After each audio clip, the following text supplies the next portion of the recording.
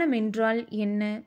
மனிதன் ஏன் ஞானம் பெறாமல் துன்பத்திற்கு ஆட்படுகிறான் என்பதை பற்றி சிறிது நேரம் சிந்திக்க இருக்கின்றோம். ஞானம் என்றால் அறிவின் தெளிவு என்பதாகும். அறிவை அறிந்த தெளிவு என்பது அதன் சிறப்பான விளக்கமாகும்.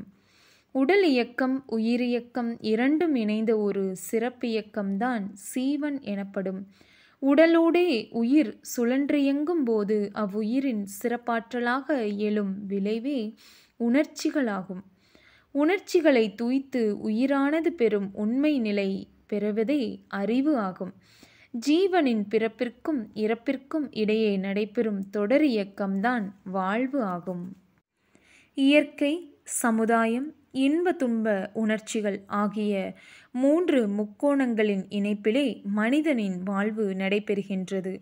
இம்மூன்று துறைகளையும் பற்றி தெளிவாக அறிந்து அறிவிலே முழுமை பெற்று வாழ்வதே ஞான வாழ்வாகும். எவ்வாறு வெளிச்சத்திலே பொருட்களை தெளிவாக பார்க்கின்றோமோ, கொள்முதல் விலை தெரிந்தவன் விற்பனை விலையை நிர்ணயிக்கின்றானோ, அதேபோல் மனிதன் எளிதாகவும் செம்மையாகவும் வாழ்வதற்கு ஞானமே உதவுகின்றது. பொருட்களால் உடலும், அறத்தால் சமுதாயமும், தத்துவ ஞான விளக்கத்தால் சமாதான வாழ்வும் ஆக்கமும் காக்கவும் பெறுகின்றன. ஆதலால் வாழ்வில் ஞானம் இடம்பெறும் அளவிற்கே மக்களுக்கு சிறப்பும் இன்பமும் அமைதியும் பெறுகின்றனர். எனவே ஞானம் என்பது வாழ்க்கை விளக்கு ஆகும் என்று அருட்தந்தை அவர்கள் ஞானம் என்ற தலைப்பில் ஒரு பாடலின் மூலம் நமக்கு எடுத்து கூறுகிறார்கள். ஞானமென்றால் மன இயல்க இயல்பறிந்து, ஞானமென்றால் மன இயக்க இயல்பறிந்து, நான் என்ற இயற்கை தத்துவம் உணர்ந்து, நான் என்ற இயற்கை தத்துவம் உணர்ந்து, மோனமென்ற ஒன்றாயும் மோகமாதே, மோனமென்ற ஒன்றாயும் மோகமாதே, மூவிரண்டு குணங்களாய் பரிணாமித்தாள், மூவிரண்டு குணங்களாய் பரிணாமித்தாள், ஆன பொருள் அனைத்திலும் தானறிந்து நிற்கும், ஆன பொருள் அனைத்திலும் தானறிந்து நிற்கும், அளவாயும் அமையும் அறிவின் எல்லை கண்டு, அளவாயும் அமையும் அறிவின் எல்லை கண்டு, மானம் மரியாதை உடல் ஒழுக்கம் காத்து, மானம் மரியாதை உடல் ஒழுக்கம் காத்து, மனிதரிடை மனிதராய் வாழ்தலாகும், மனிதரிடை மனிதராய் வாழ்தலாகும், மனிதரிடை மனிதராய் வாழ்தலாகும். ஞானம் என்பது பொதுவாக அறிவு என்று கூறப்படுகிறது. தனது அறிவை அறிந்து அந்த அறிவின் விரிவில் தன்னையே எல்லாவற்றிலும் தன்னிலே எல்லாவற்றையும் அறியக்கூடிய 6வது அறிவை பெற்றவன் மனிதன். ஆகவே அறிவை அறிவால் அறிய பழகுதல் ஞானம் எனப்படுகிறது. அறிவை அறிய வேண்டுமானால் முதலில் மனதையும் அதன் இயக்கத்தையும் இயல்பையும் அறிய வேண்டும். மனதின் அடித்தளமாக அறிவாக இருப்பதே நானாகவும் தெய்வமாகவும் உள்ளது எனும் இயற்கை தத்துவத்தை உணர வேண்டும். அந்நிலையில் மௌனம் என்ற ஒன்றே பேராசை, சினம், கடும்பற்று, முறையற்ற பால் கவர்ச்சி, வஞ்சம் என்ற 6 துர்க்குணங்களாக மனம் என்ற இயக்கத்தின் தன்மாற்றத்தில் வெளிப்படுவதை உணரலாம். அந்த மௌனம் என்ற ஒன்றே பிரபஞ்ச தோற்றங்களாகி சடம், சீவன் என்ற இயக்கமாகி இருப்பதையும் உணரலாம். தன்னுள் அறிவாக இருந்து இயங்கி காத்து முடித்து வைப்பதைப் போல எல்லா மனிதரிலும் சீவனிலும் உணரலாம். அந்நிலையில் தனது அன்பு, அந்தஸ்து அல்லது மதிப்பு, உடல் ஒழுக்கம் ஆகியவற்றை சரியான முறையில் காத்து மனிதர்களுக்கு இடையில் தனது வாழ்க்கைக்காக பிற உயிரை துன்புறுத்தாமலும் துன்பப்படும் உயிர்களுக்கு அத்துன்பத்தை நீக்க இயன்ற அளவில் உதவியும் மனிதராக வாழ்தலே ஞானம் ஆகும் என்று அருட்தந்தை அவர்கள் ஞானம் என்ற பாடலின் மூலம் நமக்கு எடுத்து கூறுகிறார்கள்.